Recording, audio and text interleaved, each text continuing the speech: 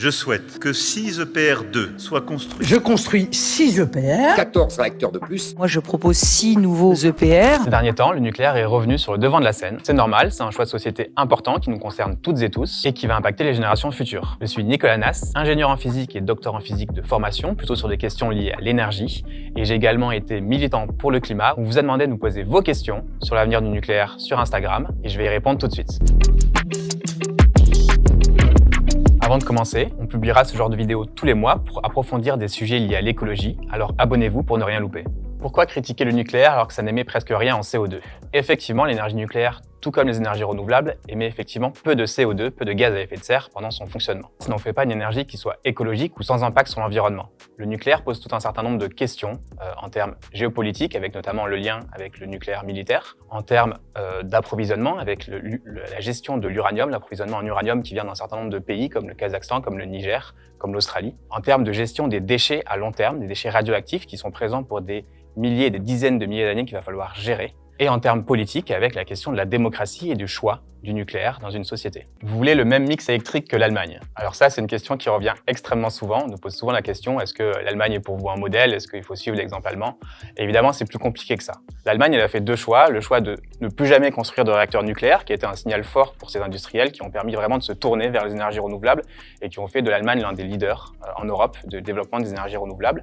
Et puis le choix du calendrier de sortie du nucléaire, qui est notamment dû à ce qui s'est passé à Fukushima, la catastrophe de Fukushima, où l'Allemagne a décidé une sortie rapide du nucléaire, qui effectivement pose des questions en termes de calendrier, en termes de développement des énergies renouvelables et en termes de sortie des énergies fossiles.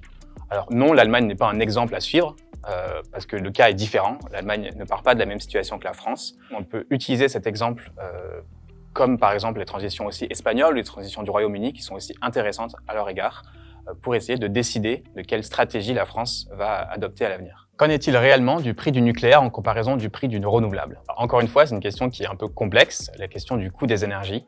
Si on regarde seulement le coût de développement de chacune des énergies, aujourd'hui, les énergies renouvelables coûtent moins cher à développer que le nucléaire. Par exemple, le photovoltaïque ou l'éolien sur Terre ou en mer coûtent aujourd'hui moins cher en France ou en Europe que les nouveaux réacteurs nucléaires qui sont extrêmement coûteux. Pourquoi rester sur ce dogme anti-nucléaire alors que ça peut nous aider à aller plus vite dans la lutte? C'est un reproche qu'on nous fait souvent à Greenpeace d'être dans un dogme anti-nucléaire, dans une idéologie.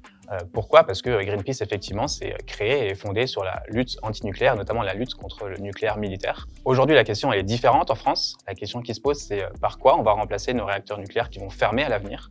Et il y a vraiment deux choix qui s'offrent à nous. Soit construire de nouveaux réacteurs nucléaires et développer en même temps des énergies renouvelables, soit aller progressivement vers le 100% renouvelable à horizon 2050 ou 2060. Ces deux choix ils doivent être éclairés et étudiés de façon pragmatique, la plus neutre possible, et des questions complexes se posent. C'est pas un dogme anti-nucléaire de dire que le 100% renouvelable est plus souhaitable. Nous, c'est notre analyse de la situation. Et on estime effectivement qu'aller vers le 100% renouvelable est à la fois le choix judicieux en termes de rapidité de décarbonation pour la France, mais aussi le choix judicieux en termes de choix démocratique, choix de société et de monde vers lequel on veut aller. C'est quoi un EPR? L'EPR, c'est l'Evolutionary Power Reactor.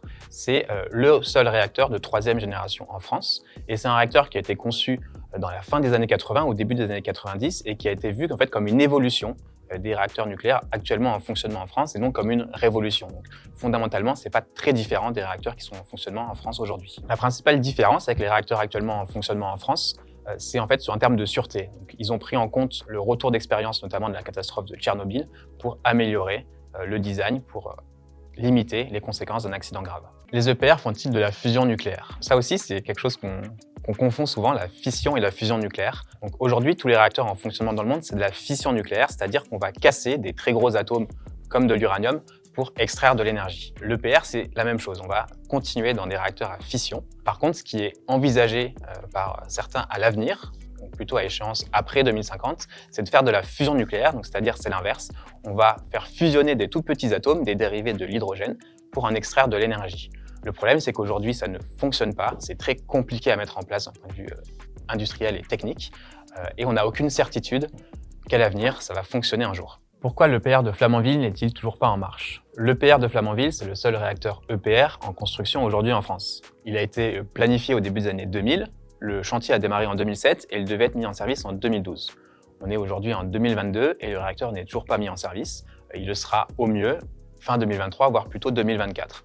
Alors pourquoi? Parce qu'en fait, ce réacteur, et plus globalement la technologie EPR, a subi vraiment toute une série de déboires sur quasiment tout l'ensemble du développement du réacteur. Que ce soit le chantier, avec des problèmes industriels, les problèmes de malfaçon de certaines pièces, donc comme la cuve du réacteur, les problèmes sur les soudures aussi, il y a tout un tas de déboires qui a fait qu'aujourd'hui, on peut considérer que l'EPR de Flamanville est véritablement un fiasco industriel et économique. Y a-t-il un EPR qui fonctionne? Actuellement, en 2022, il y a 6 EPR qui sont en construction ou en service dans le monde. Il y a celui de Flamanville en France, en Finlande, celui d'Olkiluoto qui est censé être mis en service cette année. Il y en a 2 en Angleterre, à Hinkley Point, qui ne seront pas mis en service a priori avant au mieux 2026 ou 2027. Et puis il y en a 2 à Taishan en Chine qui ont démarré, qui ont été mis en service, mais parmi ces 2, il y en a un qui a dû être arrêté en juillet 2021 à cause d'un problème de fuite radioactive dans le circuit primaire qui a dû conduire à l'arrêt du réacteur.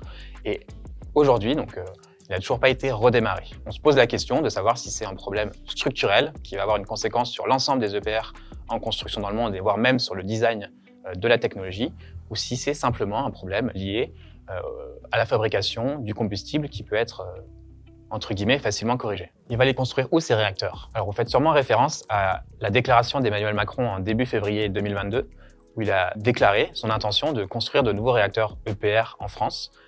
Avant 2050, il a parlé de construire 6 nouveaux EPR avec une option pour en construire 8 supplémentaires, donc ce qui amènerait à 14 nouveaux EPR. Effectivement, se pose la question de où c'est qu'on va pouvoir les installer, les construire. Par exemple, une paire d'EPR est envisagée sur le site de Penly, qui accueille déjà aujourd'hui des réacteurs nucléaires, ou également à Gravelines, qui sont 2 centrales nucléaires en bord de mer. Il y a également une paire qui est envisagée sur le Rhône, mais effectivement, si on va vers 14 EPR, on ne sait pas aujourd'hui où c'est qu'on va pouvoir les construire parce qu'il se pose une question au niveau de la gestion de l'eau, puisqu'un réacteur nucléaire nécessite beaucoup d'eau pour être refroidi et beaucoup de fleuves français concentrent déjà énormément de réacteurs et avec le réchauffement climatique se pose la question de savoir s'il y aura assez d'eau et assez d'eau à température suffisamment basse pour pouvoir refroidir les réacteurs nucléaires d'ici à 2050. Pourquoi certains pays continuent de privilégier le nucléaire? C'est là une idée reçue. En fait, il n'y a aujourd'hui aucun pays dans le monde qui privilégie le nucléaire comme source principale d'électricité pour l'avenir. Même la France, qui est historiquement l'un des pays les plus nucléarisés du monde,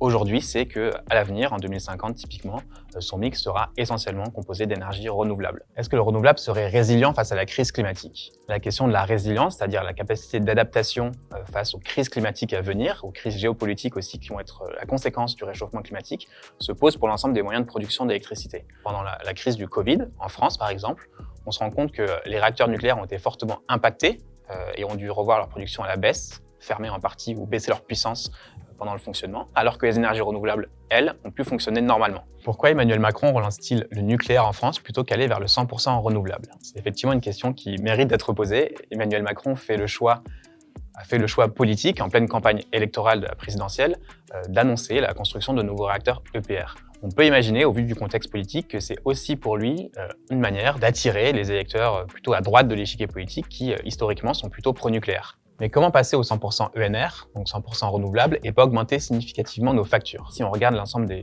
pas mal d'études académiques ou études scientifiques qui ont été publiées, on se rend compte qu'aller vers le 100% renouvelable ne coûte pas forcément plus cher que d'autres scénarios, y compris avec du nouveau nucléaire, et qu'en fait, c'est avant tout un choix de société. RTE, le gestionnaire du réseau de transport d'électricité, a sorti un rapport cet automne qui étudie 6 scénarios de transition énergétique pour la France, donc 3 qui vont vers le 100% renouvelable à horizon 2050 ou 2060, et 3 où on construit à la fois des énergies renouvelables et du nouveau nucléaire. Et il a comparé ces différents scénarios. Ce qu'il en ressort, c'est plusieurs choses. C'est selon les hypothèses qu'on prend sur le coût des différentes énergies, les scénarios avec de la relance du nucléaire coûtent moins cher que ceux vers le 100% renouvelable. Pour autant, si on prend des hypothèses actuelles de coût des différentes énergies, on se rend compte que les scénarios sont beaucoup plus serrés et qu'on est vraiment dans les mêmes ordres de grandeur. Quels sont les scénarios 100% renouvelables viables à ce jour? Au niveau mondial, il y a plus de 700 études scientifiques qui montrent qu'on peut aller vers le 100% renouvelable à horizon typiquement 2050. En France, il y a un certain nombre d'études qui ont été faites aussi, donc par RTE, le gestionnaire du réseau de transport d'électricité, par l'ADEME, donc une agence de l'État, ou par Negawatt, donc une association qui montrent qu'il est possible d'aller, pareil, à horizon 2040, 2050, 2060, vers le 100% renouvelable. Quel avis quant à la dépendance envers la Russie avec un scénario 100% ENR, 100% renouvelable? En dépendant énormément des énergies fossiles, on dépend énormément d'un certain nombre de pays, dont la Russie, dont l'Arabie Saoudite, pour l'importation du gaz naturel, du pétrole, en France. Et en Europe aussi avec le charbon. Ce que les études scientifiques montrent, c'est qu'aller vers le 100% renouvelable, au contraire, réduit notre dépendance envers ces pays, envers ces importations énergétiques. Quelle solution pour une transition énergétique totale et en combien de temps? Alors la question de la transition énergétique dépasse la question de la seule électricité et concerne l'ensemble des énergies qui sont consommées en France et donc notamment aussi tout ce qui est lié au transport, à l'industrie et au logement. Pour respecter les engagements climatiques de la France, il faut aller vers la neutralité carbone avant 2050. Pour cela, il faut envisager une transition donc vers le 100% renouvelable, ou en tout cas vers des énergies bas carbone, dans l'ensemble des secteurs, donc dans les transports, en remplaçant la voiture thermique, dans les bâtiments, en rendant les chauffages indépendants aux énergies fossiles, donc en sortant des chauffages au gaz et au fioul, et évidemment dans la production d'électricité, en sortant de notre dépendance qui est encore présente aujourd'hui en France envers le fioul et le gaz naturel. Les éoliennes pour les oiseaux, ce n'est pas grave, ou dans les océans pour les poissons. Toutes les sources de production d'électricité ont un impact sur l'environnement et évidemment l'énergie éolienne en fait partie.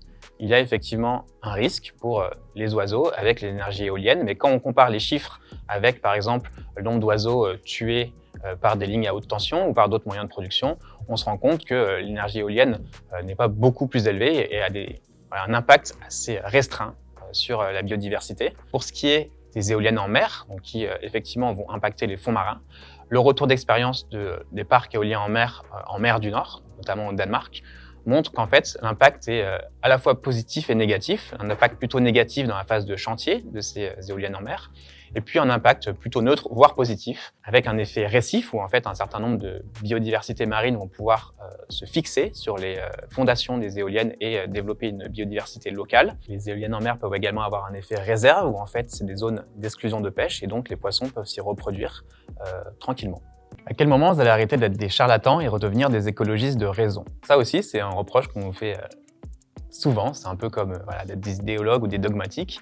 C'est aujourd'hui la position qui est défendue par un certain nombre de personnes qui veulent en fait confisquer le débat démocratique sur ce choix de société entre aller vers de nouveaux réacteurs nucléaires EPR ou aller vers le 100% renouvelable. Et nous, on pense qu'au contraire, on devrait en discuter démocratiquement dans la société, qu'on devrait avoir un vrai débat. Quelle serait la meilleure source d'énergie pour faire face à l'enjeu climatique? Alors avant toute chose, avant de poser la question de la meilleure source d'énergie, il faut se poser la question de notre niveau de consommation d'énergie. Est-ce qu'on a vraiment besoin de consommer autant d'énergie, de gaspiller autant d'énergie? Et ça devrait être la première question qu'on se pose avant de se poser la question de quel moyen de production. Alors il ne s'agit pas de développer une seule source d'énergie, on ne va pas faire 100% d'éoliennes ou 100% de panneaux solaires. L'idée c'est de trouver un mix qui soit optimal, qui soit le moins risqué. Il n'y a pas de source d'énergie qui soit totalement propre ou totalement vert. En fait, toutes les sources d'énergie ont un impact sur l'environnement, sur la société aussi. La meilleure énergie, c'est avant tout celle qu'on ne consomme pas.